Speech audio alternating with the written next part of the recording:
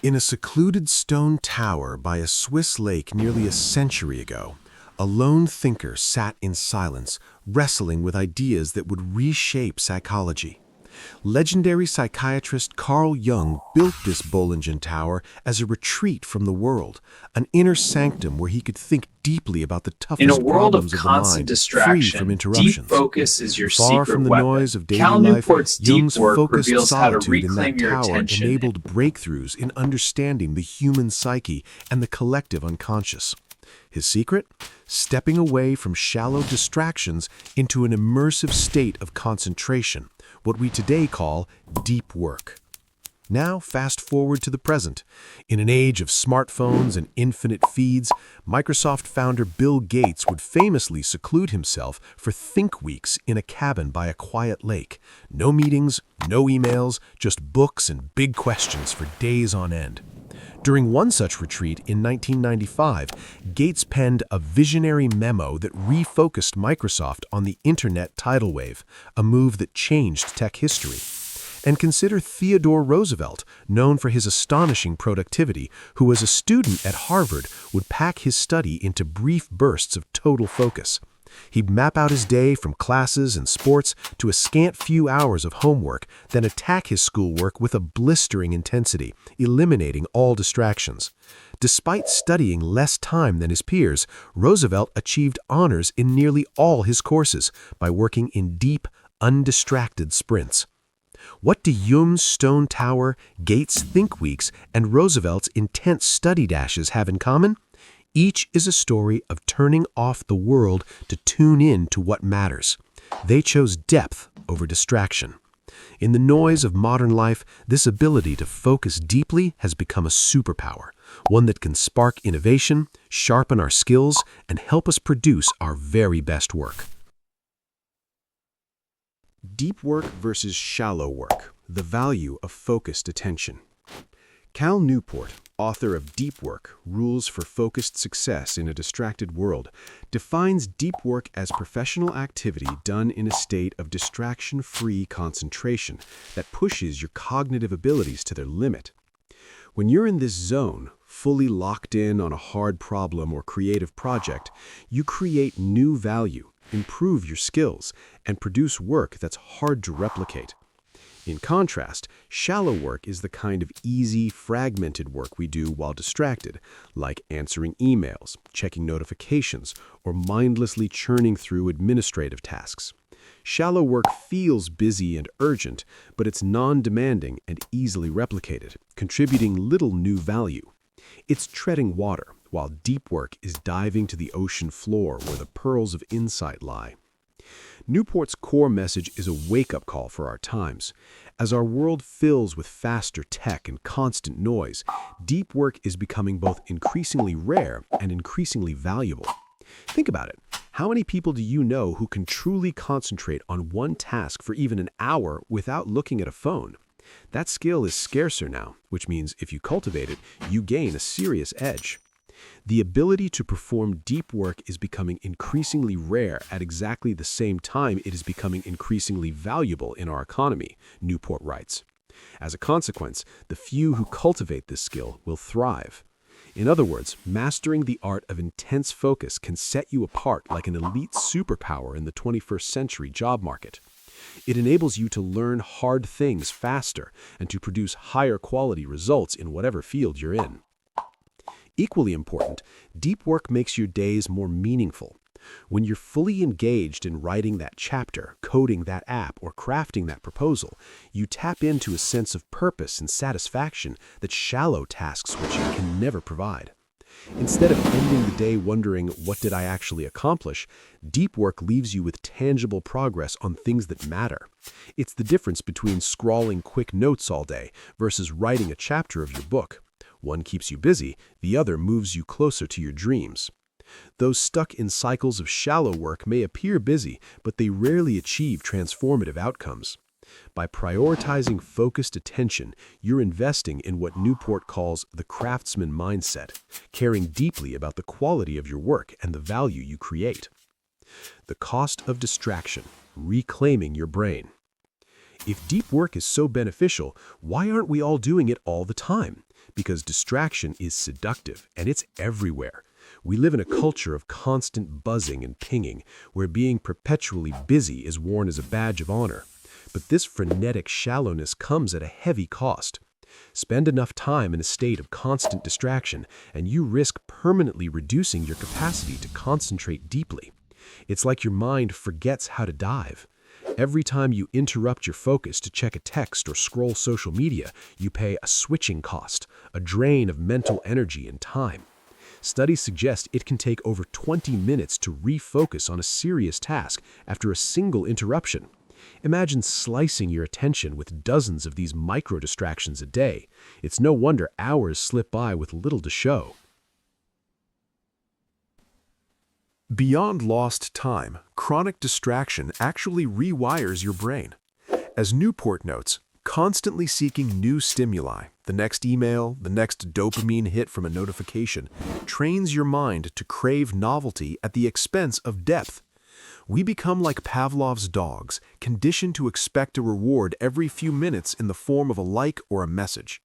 Over time, this erodes our ability to tolerate the quiet, boring moments that deep work sometimes entails. The result? When we try to sit and focus, our brains rebel. We feel jittery, anxious, reaching for distraction to soothe the itch. Fleeing the slightest hint of boredom, Newport warns, will sabotage your ability to cultivate concentration. In short, a life of constant distraction keeps us stuck in the shallow end, never experiencing the flow and fulfillment that come from sustained attention. The consequences extend beyond productivity. Living in perpetual distraction leaves a background hum of anxiety coursing through our days. Many of us operate with a low-level nervous tension, as if our minds are never fully at rest. Reclaiming focus is not just about getting more done, it's about peace of mind. When you eliminate the noise and give your brain the time to think deeply or even to be idle, that nervous hum fades. You can actually hear yourself think again. You regain control of your own mind rather than letting every app, email, and headline pull your strings. Training your focus muscle. How to embrace deep work. The good news is that focus is like a muscle, and you can train it. Just as anyone can get stronger with practice, you can rebuild your ability to concentrate, even if it's been weakened by years of smartphone overuse. Newport suggests treating deep work like a skill to be honed deliberately. Start by scheduling short bursts of uninterrupted work and gradually extend them as your mental endurance improves. In the beginning, you might find it hard to stay focused for even 15 minutes. That's normal. Push gently against your current limit, like adding a bit more weight at the gym, and soon 15 minutes becomes 30, then 60. Over time, these training sessions forge stronger attention muscles. Neuroscience shows that when you concentrate intensely on a single task, you're actually strengthening neural pathways by wrapping them in more myelin insulation, literally building your brain's capacity to focus. But if you constantly multitask or let your mind drift, those focus circuits don't get that workout. Consistency is key. The more you practice focusing, the easier it gets. One effective exercise Newport proposes is to occasionally inject a dash of Rooseveltian intensity into your day. Identify a high-priority task and give yourself a ridiculously short deadline to complete it, much shorter than you'd normally allow. For example, if you think a report would usually take 3 hours, challenge yourself to do it in 90 minutes of all-out, undistracted effort. Announce your deadline or set a timer visibly ticking down. To succeed, you'll have no choice but to eliminate daydreaming, phone checking, wandering away. You focus fiercely until the time is up. This will be intense and mentally draining. Newport advises trying it at most once a week at first, but it trains you to grasp what true focus feels like. After a few of these Roosevelt dashes, you'll realize just how productive you can be in a short time when every ounce of your attention is brought to bear. It's like discovering a higher gear in your brain. Building a habit of deep work also requires structure and boundaries. Our environment often dictates our behavior, so set yourself up for success. Carve out a specific time and place for your deep work sessions, maybe early morning at your kitchen table with noise-canceling headphones, or late at night when the world is quiet. Develop a ritual. Perhaps you make a cup of coffee, put your phone in another room, shut down email, and play a certain playlist to signal its focus time. By ritualizing the routine, you make it easier to slip into concentration on cue. During these sacred work blocks, treat distractions like poison. Turn off notifications, close all related tabs, and let colleagues or family know you're not to be disturbed. The goal is to make deep work the default state, and shallow work something you deliberately allow only at designated times. Some people even design their whole week for focus, for instance, dividing days into deep work mornings and meeting afternoons, or batching all the shallow chores like admin and email for one day so the rest of the week remains open for larger projects. Find a rhythm that suits your life, whether it's a daily 2-hour focus block or even a periodic think day or retreat like Gates for more extended deep work. Importantly, train yourself to tolerate boredom rather than instantly seeking distraction. If you're waiting in line or have a free moment, resist grabbing your phone. Use it as an opportunity to observe your surroundings or let your mind wander. This simple practice builds your tolerance for the absence of instant gratification. Newport argues that being bored once in a while is like weightlifting for your attention span. It strengthens your ability to focus deeply when it counts. Meditation can help as well. Even Newport, a computer science professor, took up a form of productive meditation, thinking through a complex problem while walking, training himself to return to the problem whenever his mind strayed. These techniques reinforce the message to your brain: focus is important. Over time, your mind learns that it doesn't need a Twitter hit every 5 minutes, and the itch for distraction diminishes. Finally, adopt the craftsman mindset in your work.